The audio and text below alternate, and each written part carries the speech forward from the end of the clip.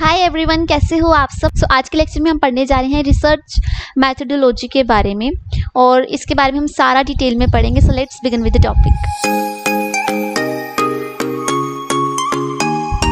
सबसे पहले हम पढ़ते हैं कि रिसर्च होती क्या है।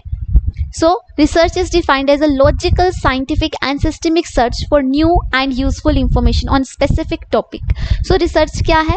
एक logical और साइंटिफिक एंड सिस्टमिक अप्रोच है जिसमें हम एक न्यू इन्फॉर्मेशन को पता लगाते हैं या फिर किसी प्रॉब्लम का सॉल्यूशन ढूंढते हैं with full logic, with full facts, right. So research क्या है is defined. So research is defined as a logical, scientific, systemic search for new and useful information on a specific topic और it is investigation of finding solution to specific social problems through systemic analysis or any gathering of data, information, facts for advancement of knowledge. So research is used for the advancement of knowledge. Next, now what are the objectives of research? Research तो हम कर लेते हैं, लेकिन क्या objectives क्या है?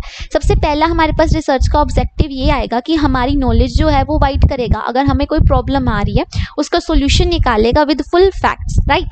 So the main aim of the research is to find out the truth. Now what is the truth behind any problem? Hidden problem, कि अगर ये चीज होती है तो इसके पीछे क्या कारण हो रहा है। सेकंड इज अगर कोई प्रॉब्लम आ रही है तो उसका सोल्यूशन निकालने के लिए। फॉर एग्जांपल कि अगर पिछले 10 सालों में हाइपरटेंशन के केसेस बढ़ रहे हैं तो रिसर्च के थ्रू हम पता लगाएंगे कि क्यों बढ़ रहे हैं और उसका सोल्यूशन निकालेंगे। उसके बाद है to discover new things and test the existing facts to get the research degree for better employment and promotion. Okay, so नई नई चीज़ों को पता लगाने के लिए भी हम रिसर्च का यूज़ करते हैं। Now what is research methodology? Research methodology क्या है कि किस तरीके से हम रिसर्च को साइंटिफिकली परफॉर्म करने जा रहे हैं। सो research methodology is a science of studying how, कैसे हम रिसर्च करेंगे साइंटिफिकली। ऑब्वियसली जब हम कोई रिसर्च कर रहे हैं तो कैसा प्रोसीजर हम फॉलो कर रहे हैं, उसको वो किस तरीके से हम कैसा प्रोसीजर फॉलो कर रहे हैं, किस तरीके से हम रिसर्च करेंगे, that is what research methodology is. Now let's come to the research design. Research design होता क्या है? Research design is the plan for answering a research question by using a strategy to collect and analyse data. Research design में हम देखेंगे कि हमने question क्या है हमारे पास, सबसे पहले ये देखेंगे, फिर उस क्वेश्चन को सोल्व कैसे करेंगे वो चीज़ देखेंगे। सो रिसर्च डिजाइन में हम क्या करेंगे, पहले हम अपना क्वेश्चन देखेंगे कि इश्यू क्या आ रहा है या किस चीज़ पर हमने रिसर्च करनी है, उसके अकॉर्डिंगली हम अपनी रिसर्च को डिज़ाइन करेंगे कि इस तरीके से हम अपना इस तरीके से हम अपनी रिसर्च परफॉर्म करेंगे। So basically there are two types of research design. First is experimental study design and the second is observational study design. Experimental study design as the name indicate, इसमें आप experiment करोगे on humans and based upon the type you want to study.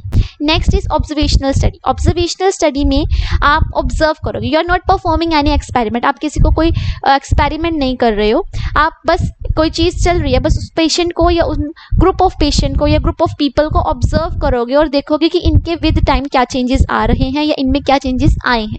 So observation में simply आप observe कर रहे हो, लेकिन experiment में आप खुद एक्सपेरिमेंट करोगे, उनको वो ड्रग दोगे या उनको वो चीज़ दोगे जिसका आप टेस्ट करना चाहते हो। So that is what the basic difference between observational and experimental study. Now observational study में हमारे पास आती है case report, case series, cross sectional studies, longitudinal studies, case control and cohort studies. And experimental studies में हमारे पास आती है RCT, that means randomized controlled trials and non randomized controlled trial.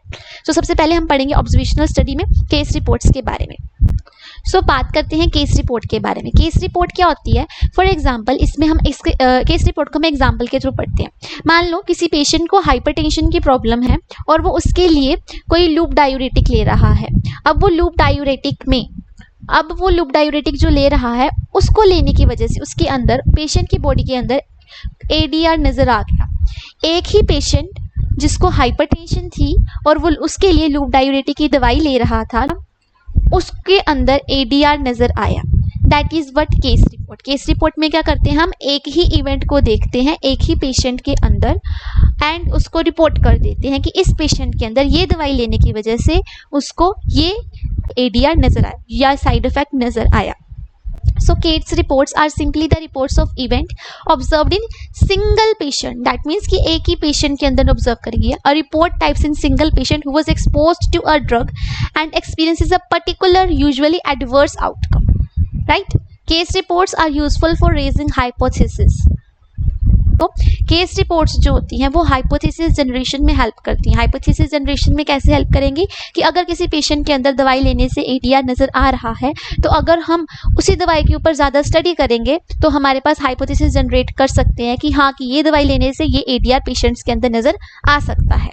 So that is what case report का काम क्या होता है ना। एडवांटेज ये है कि हमारे पास एक अलर्टिंग मैकेनिज्म की तरह एक्ट करता है कि अगर एक पेशेंट के अंदर ये एडवर्स इफेक्ट नज़र आया है तो वो बाकी पेशेंट्स के अंदर भी नज़र आ सकता है। तो डॉक्टर्स जो क्लिनिशियंस हैं वो अवेयर हो जाएंगे कि इस दवाई को अगर हम देंगे तो पेशेंट के अंदर ये आइडिया नज़र आ सकता है, तो पेशेंट को ये दवाई देनी है नेक्स्ट टाइम से या नहीं देनी, या किस पेशेंट को ये दवाई देनी है और किस पेशेंट को ये दवाई नहीं देनी। So this was the advantage. Now come to the disadvantage. Disadvantage क्या है कि एक ही पेशेंट के अंदर नज़र आया है एडीआर, राइट। सो ज़रूरी नहीं है कि वो हर पेशेंट के अंदर मेडिसिन जो है वो एडीआर शो करे, राइट। सो केस रिपोर्ट्स जो है these are the weakest form of evidence, because हम एक पेशेंट के बेसिस के ऊपर हाइपोथेसिस जनरेट नहीं कर सकते और एक ही पेशेंट के ऊपर देखने पर हम किसी भी कंक्लूजन पर नहीं आ सकते। So case reports are the weakest form of evidence, इसकी वजह से ये हो सकता है कि नहीं हो सकता। Now next is case series. Case series क्या? It is a kind of collection of case report. मान लो एक सर्वे कंडक्ट करा गया जिसमें हमने ये पाया कि जो जो पेशेंट हाइपरटेंशन के थे और जो जो पेशेंट उनमें से लूप डायूरेटिक्स ले रहे थे उनके अंदर सेम ही एडीआर रिपोर्ट किया गया, राइट। नाउ मान लो 100 पेशेंट हाइपरटेंशन के थे जो लूप डायूरेटिक्स ले रहे थे और उनके अंदर सेम ही एडीआर रिपोर्ट करा गया। Now that is what matter of concern, कि ये मैटर ऑफ कंसर्न है। पिछले केस में क्या था कि हम एक ही पेशेंट ले रहे थे, राइट, लेकिन इसमें क्या है कि हम 100 patient, may be more may be less, but हम एक नहीं ले रहे हैं, हम ज़्यादा पेशेंट्स को इंक्लूड कर रहे हैं। दैट मीन्स कि हमारे पास जो डाटा है वो काफ़ी स्ट्रॉन्ग है और यहाँ पर क्योंकि डाटा हमारे पास स्ट्रॉन्ग है हम हाइपोथेसिस जनरेट कर सकते हैं। So case series are more strong as compare to case report, because case report में हम सिंगल एक पेशेंट का डाटा देख रहे हैं। So case series are known as clinical series, right? It is a group or cluster of case reports, okay? So it is a group or cluster of case reports generated by single or a group of clinicians or hospital or pharmaceutical companies or regulatory agents. It is a type of medical research study that attracts subjects with known exposure such as patient who have received same medicine, जिन्होंने same medicine ली है, and a set of sequential case reports make a case series. Now, उसके बाद बात करते हैं cross sectional study. Now इस चीज़ को ध्यान से समझिएगा। सेक्शनल स्टडी में क्या कर रहे हो आप, एक सिंगल पॉइंट इन टाइम और over short period of time में क्या देख रहे हो कि डिजीज है या फिर नहीं है। दैट मीन्स कि क्रॉस सेक्शनल स्टडी में आप थोड़े से समय ही लोगों को ऑब्जर्व करोगे और उसके अकॉर्डिंगली आप देखोगे कि किनको डिजीज है या नहीं है, या whatever variables you want to study related to your disease और हेल्थ, राइट। जो भी आपके रिसर्च है उसके अकॉर्डिंगली आप वेरिएबल स्टडी करते हो over a short period of time, because अब यहाँ पर आप स्टडी बिल्कुल एक शॉर्ट पीरियड ऑफ टाइम के लिए कर रहे हो। सो क्रॉस सेक्शनल स्टडी जो है ये ऑफन लेस एक्सपेंसिव होते हैं। So cross sectional studies are relatively cheap and less time consuming as compare to other types of research. क्यों? क्योंकि आप शॉर्ट पीरियड ऑफ टाइम के लिए ही लोगों को ऑब्जर्व करोगे। Next is longitudinal studies. Longitudinal study की बात करें तो इसमें आप एक इंडिविजुअल लेते हो और या फिर ग्रुप ऑफ इंडिविजुअल लेते हो। इसमें क्या करते हो कि आप एक इंडिविजुअल को देखते हो over a long period of time. Individual या ग्रुप ऑफ इंडिविजुअल को आप एक लंबे समय के लिए देखते हो कि मान लीजिए अगर वो स्मोक करता है, अगर वो स्मोकिंग करता है तो आप देखोगे कि स्मोकिंग का उसकी बॉडी पर क्या इफेक्ट पड़ रहा है, क्या इफेक्ट पड़ रहा है over a long period of time, and this long period of time में last for many years, right. So these आप काफ़ी सालों तक उसके ऊपर स्टडी करते रहते हो। सो लॉन्गिट्यूडनल स्टडी में क्या कर रहे हो आप, लंबे समय का, यहाँ पर आप फोटो में देख सकते हो एक ग्रुप ऑफ इंडिविजुअल्स लिया आपने और उनको एक लंबे समय के लिए आप उनको ऑब्जर्व कर रहे हो, राइट। नाउ ये जो लंबा समय है ये काफ़ी ईयर्स तक भी लास्ट कर सकता है।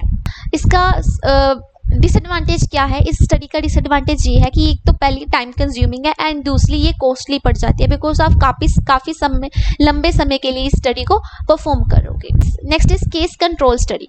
केस कंट्रोल स्टडी में क्या करोगे आप, आइडेंटिफाई करोगे what are the cases and what are control. Cases किसे कहते हैं और कंट्रोल किसे कहते हैं? सबसे पहले देखिए केसेस क्या कहते हैं। Cases is a group of known to have an outcome. Cases किसे कहते हैं? अ ग्रुप ऑफ इंडिविजुअल जिनको एक आउटकम होती है। मान लीजिए these are the cases and these are the control group, right. Cases मान लीजिए ये हमारे पास वो पेशेंट है जिनको हाइपरटेंशन की प्रॉब्लम है, और कंट्रोल जिनको हाइपरटेंशन की प्रॉब्लम नहीं है। नो हाइपरटेंशन मीन्स, और इनको हाइपरटेंशन नहीं है, तो आप क्या करोगे, उन इंडिविजुअल को टाइम बैक, पीछे जाकर, उनके पीछे जाकर आप रिस्क फैक्टर लेकर चल रहे हो, स्मोकिंग को क्या लेकर चल रहे हो as a risk factor. Risk factor क्या है, स्मोकिंग। आप उनसे पूछोगे कि आपने स्मोकिंग करी है या नहीं करते, आप स्मोकिंग करते हो या फिर नहीं करते। सो जो लोग स्मोकिंग करते हैं उनको देखोगे और जो लोग स्मोकिंग नहीं करते थे उनको देखोगे। सेमली कंट्रोल ग्रुप जिनको हाइपरटेंशन नहीं है उनको पूछोगे कि आप स्मोकिंग करते हो या फिर नहीं करते हो, राइट। जो करते हैं दैट आर एक्सपोज्ड, जो नहीं करते that are unexposed, in cases group also and in control group also. Case control study में आप क्या करोगे, पहले आप वो लोगे जिनको आउटकम नजर आ रही है, वो पेशेंट्स लोगे जिनके अंदर आपको डिजीज नजर आ रही है, फिर उनकी हिस्ट्री में चेक करोगे कि क्या वो इस रिस्क फैक्टर के प्रति एक्सपोज्ड थे या फिर नहीं थे। इस चीज को हम कहते हैं केस कंट्रोल स्टडी, जिसमें हम पास्ट को चेक करते हैं। उसके बाद बात करते हैं कोहोर्ट स्टडीज के बारे में। कोहोर्ट स्टडीज में क्या करते हैं, it is opposite to case control study. इसमें क्या करेंगे कि आप पेशेंट का पास्ट नहीं चेक करोगे, पेशेंट को फॉलो करोगे, पेशेंट के ऊपर नजर रखोगे over a period of time, right. Over a period of time आप पेशेंट के ऊपर नजर रखोगे, पेशेंट या ग्रुप ऑफ इंडिविजुअल जिसके ऊपर भी आपको रिसर्च करनी है उनके ऊपर आप नजर रखोगे over a period of time. So case control study में क्या कर रहे थे आप, जिनको डिजीज था उनके पास्ट में जाकर देख रहे थे, उनसे पूछ रहे थे कि आपने स्मोकिंग करी थी या फिर नहीं करी थी, या आप करते हो या फिर नहीं करते। लेकिन कोहोर्ट स्टडीज में क्या है कि आप इंडिविजुअल्स को लोगे और उनको over a long period of time तक ऑब्जर्व करोगे। सो कोहोर्ट स्टडीज में you will observe the patient over a long period of time.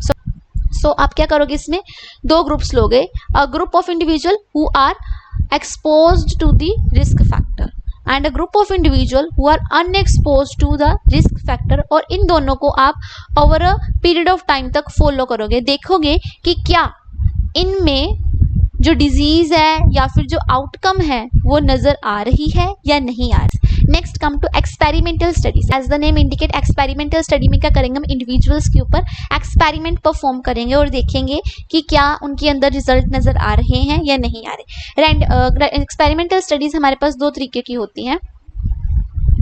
First is randomised control trial, next is non randomised control trial. Randomised control trial में क्या करते हैं हम, individuals are randomly allocated to experiment, randomly individuals allocated करते हैं। मान लीजिए कि हमारे पास दो ग्रुप्स बने हैं रिसर्च कर जब हम कर रहे हैं, group A and group B, तो इंडिविजुअल्स को रैंडमली असाइन कर दिया जाता है कि आप इस ग्रुप में जाएं, इस ग्रुप में जाएं, मर्जी से वो जा सकते हैं, irrespective of their age, irrespective of their disease state, irrespective of anything, they are randomly allocated to the groups, right. So यहाँ पर हम किसी भी चीज में कोई रिस्ट्रिक्शन नहीं लगा रहे। So these trials are often blinded. So सबसे पहले आता है single blind. Single blind means कि पेशेंट को पता ही नहीं होता कि किस चीज के ऊपर रिसर्च हो रही है, राइट।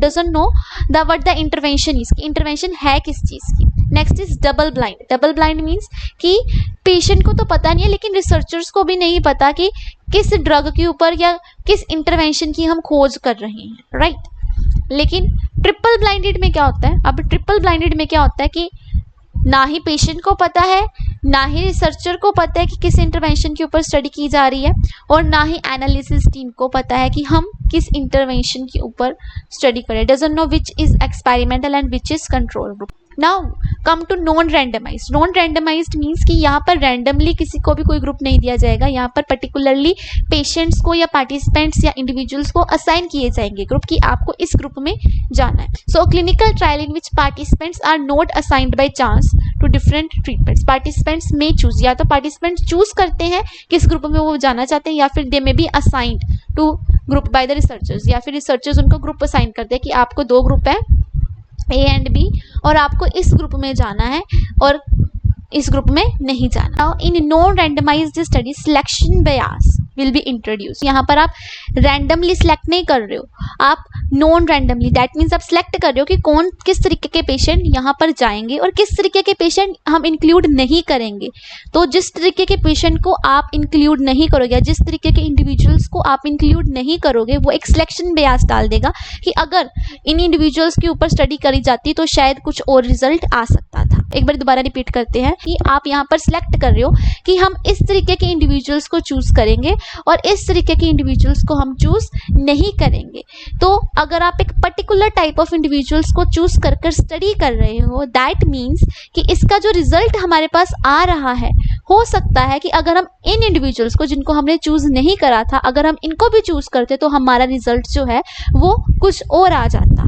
तो यहाँ पर हमारे पास सिलेक्शन बायस आ गया, दैट मीन्स हमारे पास एक एरर आ गया based upon the individuals we selected, right. So no randomised control trials may lead to selection bias, because यहाँ पर हम रैंडमली पेशेंट को असाइन नहीं कर रहे, हम सिलेक्ट कर रहे हैं पेशेंट को। So that's it's for today. Hope so आपको आज का लेक्चर समझ आ गया होगा। तो मिलते हैं अपने नेक्स्ट लेक्चर में, तब तक के लिए बाय बाय।